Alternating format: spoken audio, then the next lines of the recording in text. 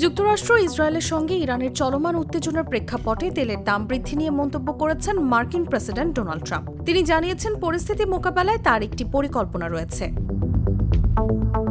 দক্ষিণ ফ্লোরিডার ডোরাল এলাকায় নিজের গলফ ক্লাবের বলরুমে 3 দিনের সম্মেলনে হাউস রিপাবলিকানদের সঙ্গে বৈঠক শেষে ট্রাম্প বলেন, তার সবকিছুর জন্য একটি পরিকল্পনা আছে।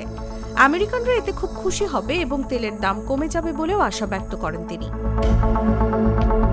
সোমবার এক সংক্ষিপ্ত ফোন সাক্ষাৎকারেও ট্রাম্প বলেন, ইরানের সঙ্গে চলমান উত্তেজনা বা যুদ্ধ খুব দ্রুত শেষ হতে পারে এবং তিনি বিষয়টি নির্ধারিত সময়ের অনেক আগেই ঘোষণা করেছিলেন।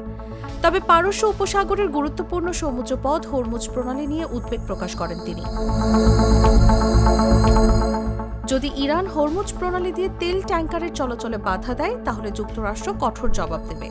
এই বিষয়ে নিজের সামাজিক যোগাযোগ মাধ্যম ট্রুথ সোশ্যালে তিনি লেখেন, যদি ইরান এমন কিছু করে যাতে হরমুজ প্রণালী দিয়ে তেলের প্রবাহ বন্ধ হয়ে যায়, তাহলে যুক্তরাষ্ট্র তাদের উপর এখন পর্যন্ত যতটা আঘাত করেছে তার চেয়ে 20 গুণ বেশি আঘাত হানবে।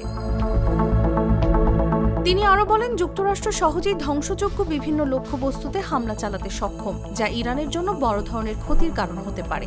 তবে একই সঙ্গে ট্রাম্প আশা প্রকাশ করেন, এমন পরিস্থিতি তৈরি হবে না।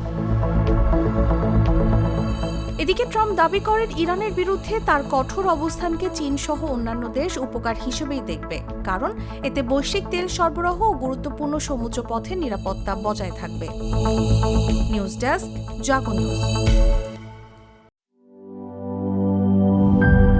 গ্লিটারের টুইন লেমন ও অ্যান্টিব্যাকটেরিয়াল ফর্মুলা বাসনকে চকচকে জীবাণুমুক্ত করে আমাদের দেয় গ্লিটার গ্যারান্টি।